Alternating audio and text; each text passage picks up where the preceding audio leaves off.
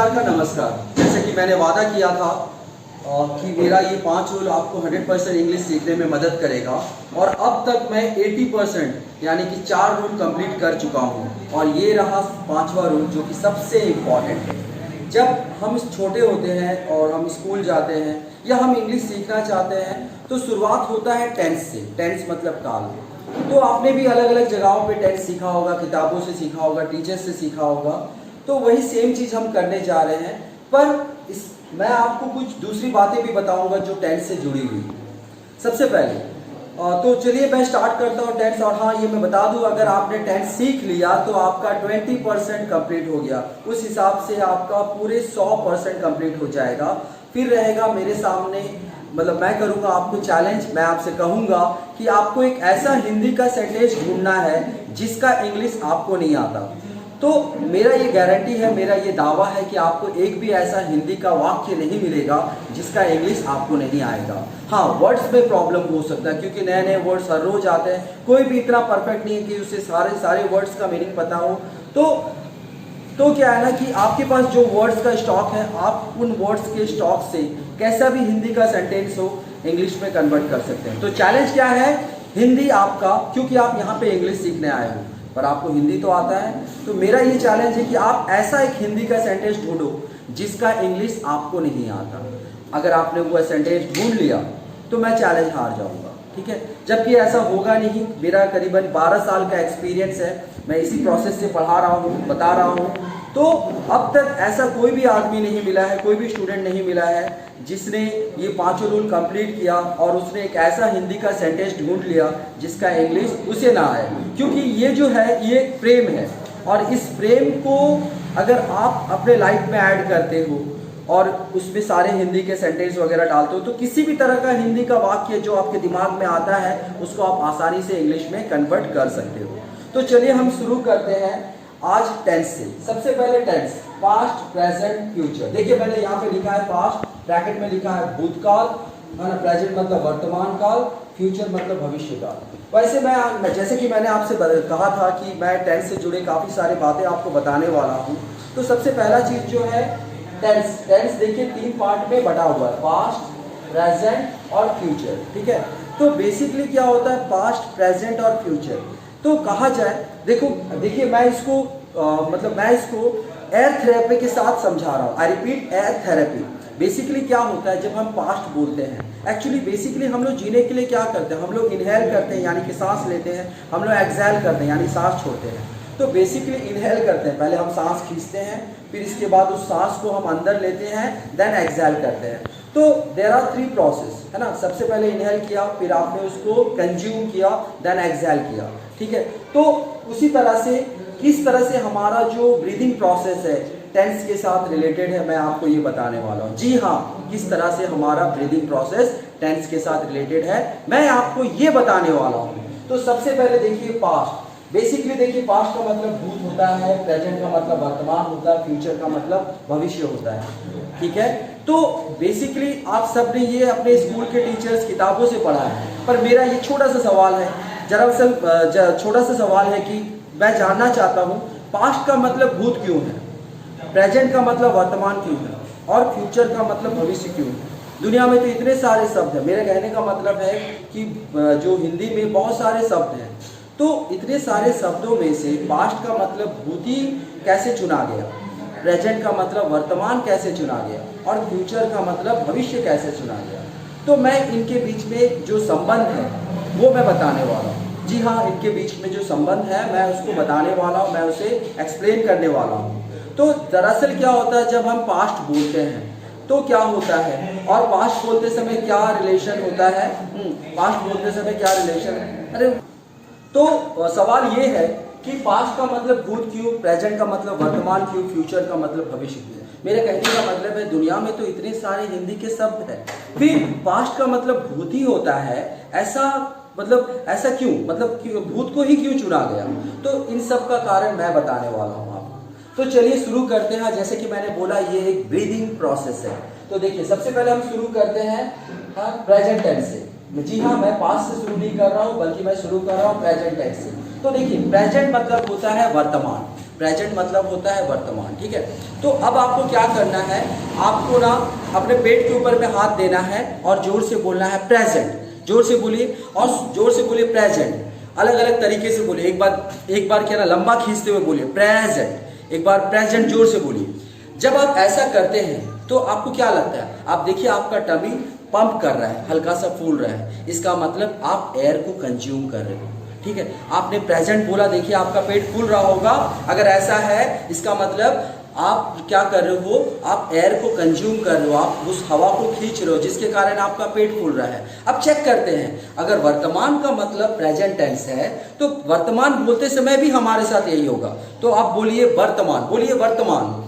जब आपने वर्तमान बोला, देखिए आप अपने पेट के ऊपर हाथ रखिए, फिर आप बोलिए वर्तमान, फिर आप महसूस कर पा रहे होंगे कि आपका टमी पंप कर रहा है, यानी यहाँ पे भी आप हवा को कंज्यूम कर रहे हो। अब दूसरे चीजें ट्राई करते हैं, जैसे फॉर एग्जाम्पल मैं खा रहा हूँ, मेरे साथ ये दोहराइए, मैं खा रहा हूँ। हाँ, पर आपको अपने पेट के ऊपर में हाथ रखना है और आपको बोलना मैं खा रहा हूँ। जैसे आपने हूँ कहा, देखिए आपका पेट फूल रहा होगा। अच्छा, अब इसको, ये तो हो गया, मतलब आपने देखा हूँ में आपका पेट फूल रहा है, वर्तमान में आपका पेट फूल रहा है। अब जो होता है ना हेल्पिंग वर्ब, जिसके बारे में मैंने बताया था, दरअसल हेल्पिंग वर्ब क्या होता है, ये हमारी मदद करता है वाक्य को पहचान देने में। तो उस हिसाब से प्रेजेंट टेंस में जो हेल्पिंग वर्ब है, यानी कि is, am, are, have, has, तो ये पहचान देते हैं। और जाहिर बात है अगर ये प्रेजेंट टेंस के है तो इसे बोलते समय भी पेट फूलना चाहिए। Now I want you to keep your hands on your tummy. अब रखिए अपने पेट के ऊपर में हाथ और बोलिए is, am, are, have, has. क्या महसूस किया आपने? जी हाँ, पेट फूल रहा है, इसका मतलब आप एयर को कंज्यूम कर रहे हो। सिर्फ इतना ही नहीं, प्रेजेंट टेंस का जो भी शब्द है आप बोलोगे, चाहे वो हिंदी हो चाहे वो इंग्लिश हो, जब बोलोगे तो आपका पेट फूलेगा, ठीक है। और सिर्फ इतना ही नहीं, अच्छा मेरा दूसरा सवाल, क्या आप मुझे बता सकते हैं हिंदी का टेंस, इंग्लिश का टेंस, या फिर हिंदी का टेंस, इंग्लिश का टेंस और दूसरे भाषाओं का टेंस, चाहे वो संताली हो, चाहे वो मराठी हो, गुजराती हो, विदेश चलते हैं, ठीक है, स्पेनिश हो, फ्रेंच हो, जर्मन हो, इन सभी भाषा में क्या टेंस एक होता है? चलिए चेक करते हैं। सबसे पहले आप अपने पेट के ऊपर में हाथ रखिए और मेरे साथ दोहराइए, मैं खा रहा हूँ। जी हाँ, पेट में फूला, इसका मतलब हूँ प्रेजेंट टेंस है, ठीक है। इंग्लिश में बोले I am eating, am, am आपने कहा पेट फूला, यानी I am eating present tense है, सब जानते हैं इसके बारे में। अब ट्राई करते हैं दूसरे भाषाओं को। अमी खाची, देखिए ये बंगाली है, पेट पे हाथ रखिए, बोलिए अमी खाची। देखिए खाची में आपको लग रहा होगा पेट आपका फूल रहा है, यानी ये भी प्रेजेंट टेंस है। और दूसरा है उड़िया, उड़िया ट्राई करते हैं, मुँह खाऊची, पेट में हाथ रखिए, आप बोलिए मुँह खाऊची, तो देखिए खाऊची में फिर पेट फूल रहा है। उसी हिसाब से उसी हिसाब से अब ट्राई करते हैं विदेशी लैंग्वेजों को। जैसे स्पेनिश में कहते हैं आई एम ईटिंग को इस्थोई कॉमियंटो, आप कहिए इस्थोई कॉमियंटो, कॉमियंटो, जब आप ये वर्ड कहते हैं फिर से देखिए आपका पेट फूल रहा है। दूसरा सेंटेंस जैसे माय नूमरो, यानी कि मेरा नाम है, मेरा नाम है। और इसके बाद आप ये हो गया विदेश का। तो आपने ट्राई किया अलग अलग भाषाओं को। अब करते हैं लोकल डायलेक्ट को ट्राई। लोकल डायलेक्ट, हम जैसे कि यहाँ का बहरागोड़ा लैंग्वेज में आप कहते हो कि मैं मुँह खाओटो, ठीक है, इट्स लाइक मुँह खाओटो। तो देखिए इसमें भी आपका पेट फूल रहा है, ये हमारा लोकल डायलेक्ट है। देखिए एक प्रादेशिक भाषा में भी आपके साथ यही फॉर्मूला अप्लाई हो रहा है, यानी प्रेजेंट टेंस का आप जो भी सेंटेंस बोलते हो उसमें आपका पेट फूलना अनिवार्य है। तो ठीक है, इस तरह से प्रेजेंट रहा, वर्तमान के साथ रिलेटेड रहा। उसी हिसाब से प्रेजेंट हेल्पिंग वर्ब यानी कि am, is, are, have, has के साथ रिलेटेड रहा। Is, am, are, have, has के साथ। देखिए यहाँ एम है, यहाँ आर है, हैव है, हैज है। और मैं खा रहा हूँ, मैं पढ़ रहा हूँ, सारा सेंटेंस जो भी प्रेजेंट टेंस में है वो देखिए उसमें पेट फूल रहा है। इस तरह से वो सारे एक दूसरे से साउंड के जरिए रिलेटेड रहे। अब अगला जो टॉपिक है वो है फ्यूचर, भविष्य काल। देखिए भविष्य, फ्यूचर मतलब भविष्य काल। सवाल फिर से वही है, फ्यूचर का मतलब भविष्य क्यों? भविष्य क्यों? एग्जैक्टली जिसने भी ये रखा होगा उसके पास बहुत सारे ऑप्शंस होंगे, पर उसने भविष्य को क्यों चुना?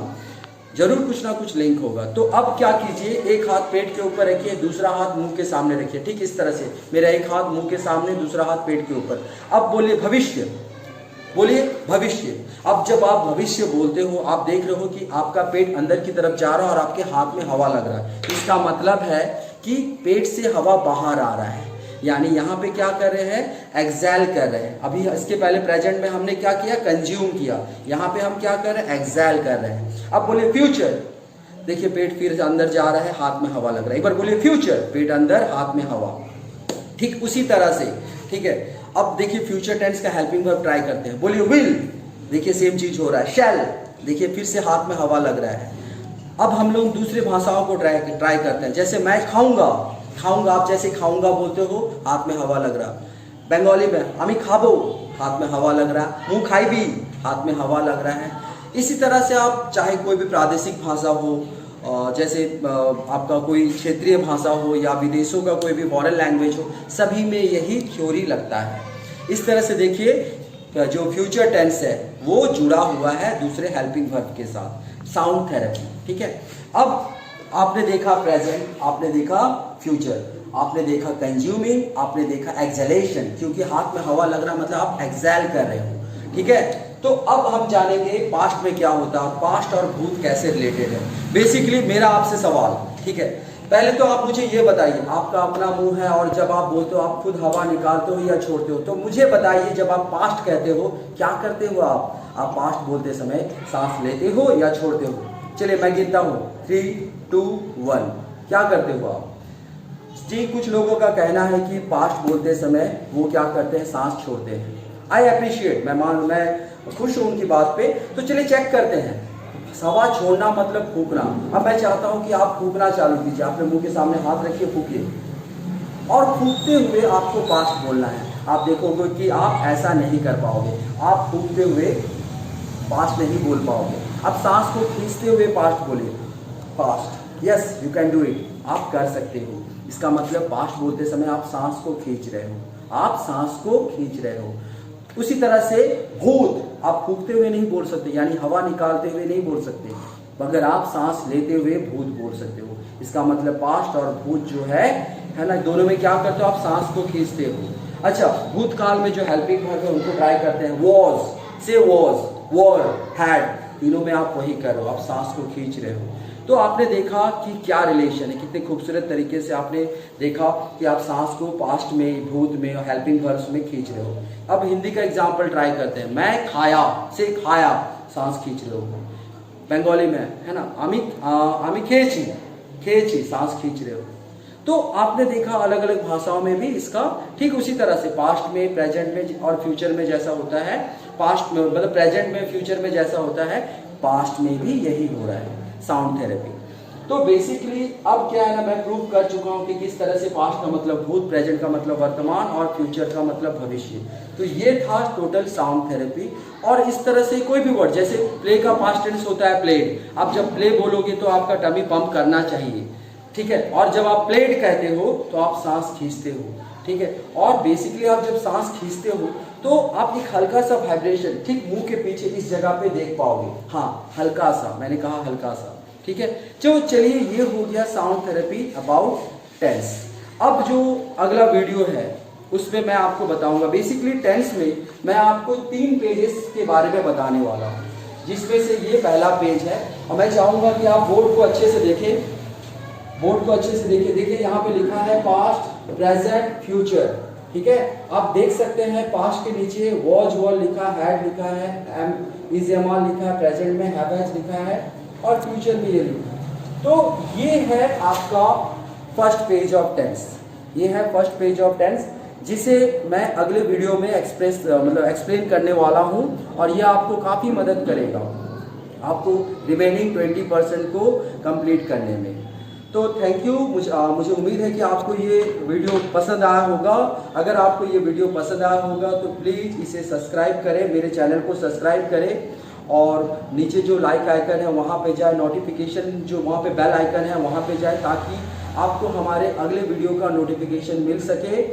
मेरा उद्देश्य है कि इंग्लिश भाषा को घर घर तक पहुँचाना, इसमें मुझे आपका सपोर्ट चाहिए, ठीक है। और मैं और भी पढ़ाई से जुड़ा हुआ काफ़ी चीज़ लेके आ रहा हूँ, जिसे बच्चे बाद में घर में बैठे कर सकते हैं, पर उस सब के लिए मुझे आपका सपोर्ट चाहिए। Thank you.